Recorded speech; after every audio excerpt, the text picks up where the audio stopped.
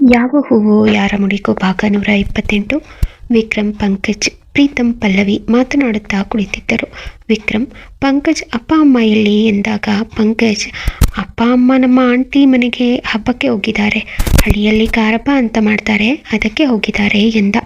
ವಿಕ್ರಮ್, ಹೋ ಹೌದಾ ಎಂದ.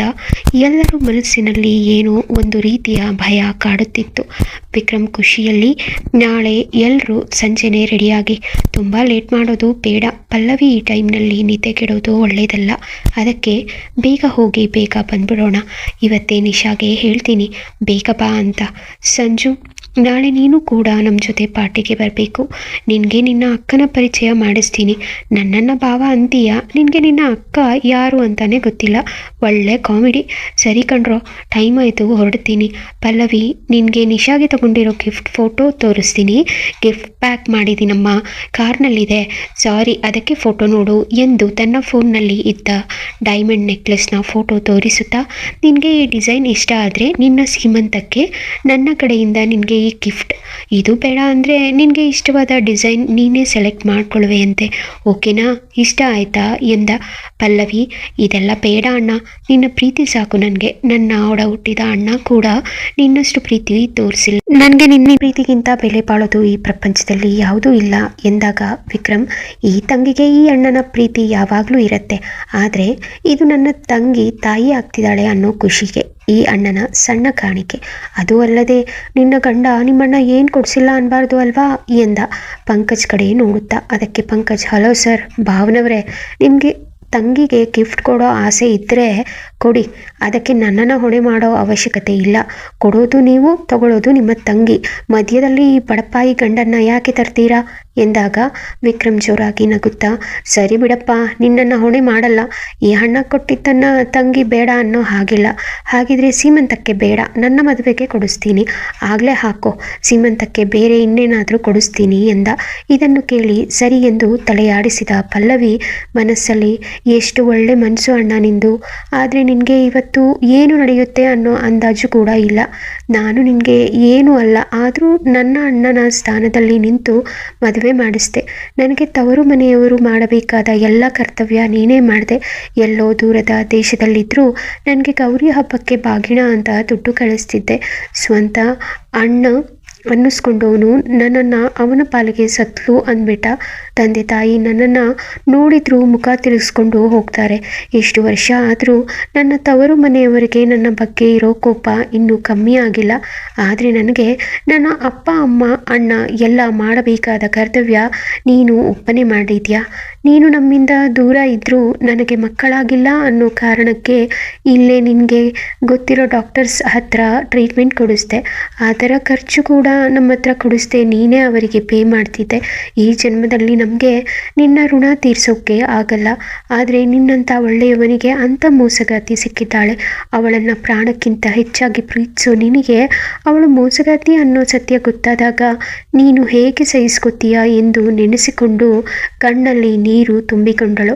ಅದನ್ನು ನೋಡಿ ವಿಕ್ರಮ್, ಯಾಕಮ್ಮ ಕಣ್ಣಲ್ಲಿ ನೀರು ಎಂದಾಗ ಪಲ್ಲವಿ, ಸಂತೋಷಕ್ಕೆ ಅಣ್ಣ, ಮುಂದಿನ ಜನ್ಮ ಅಂತ ಇದ್ರೆ ನಿನ್ನ ತಂಗಿಯಾಗೆ ಹುಟ್ಟಬೇಕು ಅಂತ ದೇವರನ್ನ ದಿನ ಬಿಟ್ಕೋತೀನಿ ಎಂದು ಹೇಳಿ ಅವನ ಕಾಲ ಬಳಿ ಕುಳಿತವಳನ್ನು ಮೇಲೆತ್ತಿ, ಪಲ್ಲವಿ, ಈ ಟೈಮ್ನಲ್ಲಿ ಈಗೆಲ್ಲ ಬಾಗಿ ಕೂರೋದು ಹೇಳೋದು ಮಾಡಬಾರ್ದು, ಮುಂದಿನ ಜನ್ಮ ಯಾಕೆ, ಈ ಜನ್ಮದಲ್ಲಿ ನಾನೇ ನಿನ್ನ ಅಣ್ಣ, ಒಂದೇ ತಾಯಿ ಹೊಟ್ಟೆಯಲ್ಲಿ ಹುಟ್ಟಬೇಕು ಅನ್ನೋದೇನೂ ಇಲ್ಲ, ಬ್ಲಡ್ ರಿಲೇಶನ್ಶಿಪ್ ಇದ್ರೆ ಮಾತ್ರ ಅಣ್ಣ ತಂಗಿ ಅಲ್ಲಿ ಅನ್ಕೊಂಡು ಸಾಕು, ನಾನು ನೀನು ಈ ಜನ್ಮಕ್ಕೆ ಅಣ್ಣ ತಂಗಿನೇ. ಈಗ ನೀನೇ ನೋಡು, ಸಾನ್ವಿ ನಿನ್ನ ಗಂಡನಿಗೆ ಪ್ರೀತಮ್ಗೆ ರಾಖಿ ಕಟ್ಟಿ ಇನ್ನು ಕೆಲವು ದಿನ ಮಾತ್ರನೇ ಆಗಿರೋದು, ಆದರೆ ಅವರು ಸಾನ್ವಿ ಅವರ ಸ್ವಂತ ತಂಗಿ ಅಂತ ಫಿಕ್ಸ್ ಆಗಿಬಿಟ್ಟಿದ್ದಾರೆ, ಅದರಲ್ಲೂ ನಿನ್ನ ಗಂಡ ನನಗೆ ಅವಳನ್ನು ಸರಿಯಾಗಿ ನೋಡ್ಕೊಳ್ಳಲ್ಲ ಅಂತ ಜೋರು ಮಾಡ್ತಾನೆ, ಈಗ ಮಾತಾಡೋಕ್ಕೆ ಟೈಮ್ ಇಲ್ಲ, ನಾನು ಹೋದ್ಮೇಲೆ ಈ ವಿಷಯದ ಬಗ್ಗೆ ಅವನನ್ನು ನೀನೇ ಕೇಳು, ಕೇವಲ ಕೆಲವು ದಿನದ ಅಣ್ಣ ತಂಗಿ ಸಂಬಂಧಕ್ಕೆ ಇಷ್ಟು ಆಡ್ತಾನೆ ನಿನ್ನ ಗಂಡ ಅಂದಮೇಲೆ ನೀನು ನನಗೆ ರಾಖಿ ಕಟ್ಟಿ ಅಣ್ಣ ಅಂತ ಕರೆದು 6 ವರ್ಷಕ್ಕಿಂತ ಜಾಸ್ತಿ ಆಗಿದೆ, ಅಂಥದ್ರಲ್ಲಿ ನಾನು ನಿನ್ನ ಬಗ್ಗೆ ಕಾಳಜಿ ತೋರಿಸಬಾರ್ದಾ?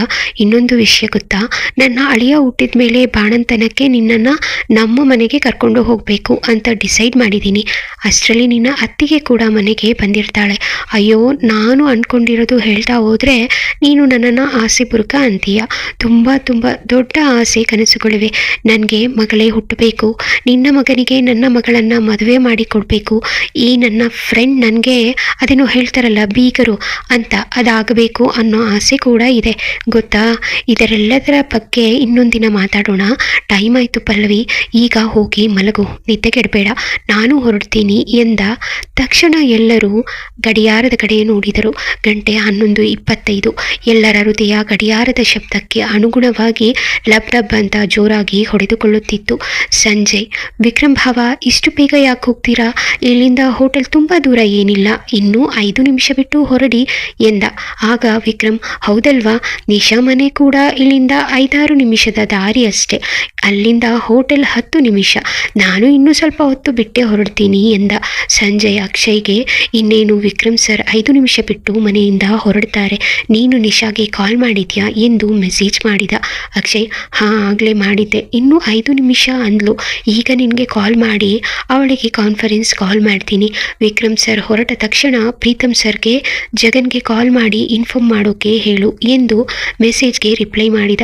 ಸಂಜಯ್, ಸರಿ, ನೀನು ಬ್ಲೂಟೂತ್ ಕನೆಕ್ಟ್ ಮಾಡ್ಕೊ ಎಂದು ಮತ್ತೆ ಮೆಸೇಜ್ ಮಾಡಿದ್ದಕ್ಕೆ ಅಕ್ಷಯ್ ಸರಿ ಎಂದು ರಿಪ್ಲೈ ಮಾಡಿದ.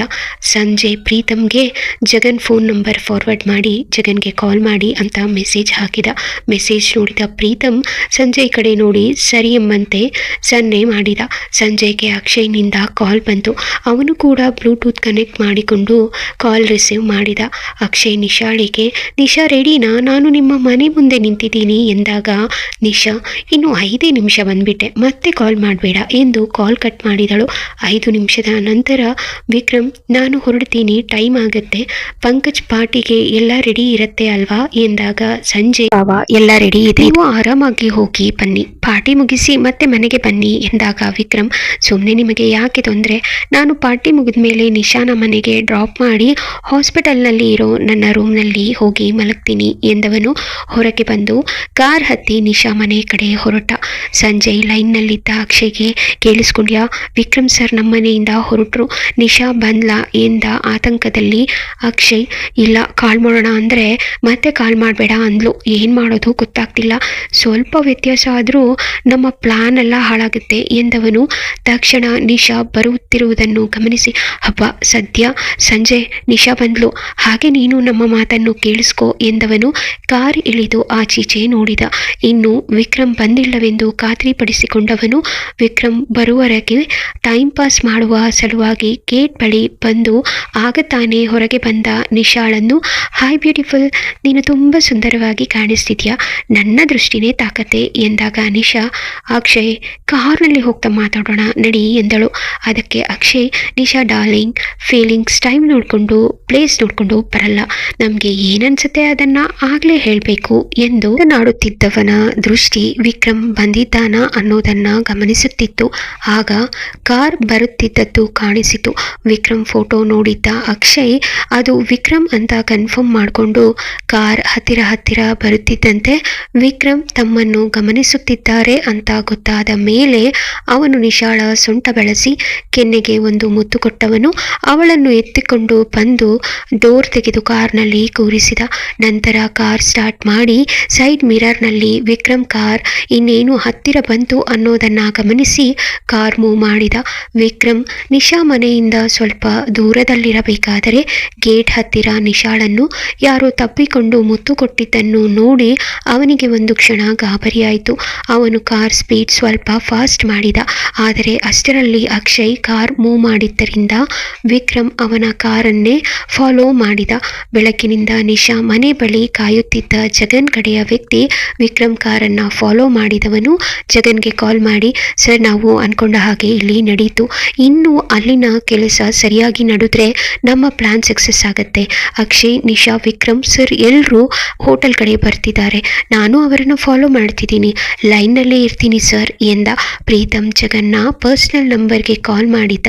ಅವರಿಬ್ಬರು ಫೋನ್ ಕಾಂಟ್ಯಾಕ್ಟ್ ಕಾಂಟ್ಯಾಕ್ಟ್ನಲ್ಲಿದ್ದರು. ಹಾಗೆ ಅಕ್ಷಯ್ ಮತ್ತು ಸಂಜಯ್ ಕಾಂಟ್ಯಾಕ್ಟ್ನಲ್ಲಿದ್ದರು. ಸಂಜಯ್ ಮಾತನಾಡದೆ ನಿಶಾ ಮತ್ತೆ ಅಕ್ಷಯ್ ಮಾತನ್ನು ಕೇಳಿಸಿಕೊಳ್ಳುತ್ತಿದ್ದ. ಪ್ರೀತಮ್, ಪಂಕಜ್ ಮತ್ತು ಸಂಜಯ್ ಎಲ್ಲರೂ ಟೆರೆಸ್ನಲ್ಲಿ ಕುಳಿತು ಮುಂದೆ ಏನಾಗುತ್ತೆ ಅನ್ನೋ ಟೆನ್ಷನ್ನಲ್ಲಿ ಕುಳಿತಿದ್ದರು. ಅಕ್ಷಯ್ ಸ್ವಲ್ಪ ಸ್ಪೀಡ್ ಆಗಿ ಕಾರ್ ಓಡಿಸುತ್ತಿದ್ದ. ಅವನು ಮನಸ್ಸಲ್ಲಿ, ದೇವ್ರೇ, ನಾನು ಹೋಟೆಲ್ ರೀಚ್ ಆಗೋಕ್ಕೂ ಮುಂಚೆ ವಿಕ್ರಮ್ ಸರ್ ಕೈಯಲ್ಲಿ ಸಿಕ್ಕಾಕೊಳ್ತಿದ್ರೆ ಸಾಕು ಅಂತ ಬೇಡ್ಕೋತಿದ್ದ. ಮುಂದೇನು ನಿಶಾಳನ್ನು ಈ ರೀತಿ ನೋಡಿದ ಮೇಲೂ ವಿಕ್ರಮ್ ಅವಳನ್ನ ನಂಬ್ತಾನ? ತಿಳ್ಕೋಬೇಕಾ? ಕತೆಗಾಗಿ ಕಮೆಂಟ್ ಮಾಡಿ. ಕತೆಯ ಬಗ್ಗೆ ನಿಮ್ಮ ಅಭಿಪ್ರಾಯ ತಿಳಿಸಿ. ನಿಮಗೆ ಈ ಕತೆ ಇಷ್ಟವಾದಲ್ಲಿ ದಯವಿಟ್ಟು ಸಬ್ಸ್ಕ್ರೈಬ್ ಮಾಡ್ಕೊಳ್ಳಿ, ಲೈಕ್, ಶೇರ್ ಮತ್ತು ಕಮೆಂಟ್ ಮಾಡಿ. ಧನ್ಯವಾದಗಳು.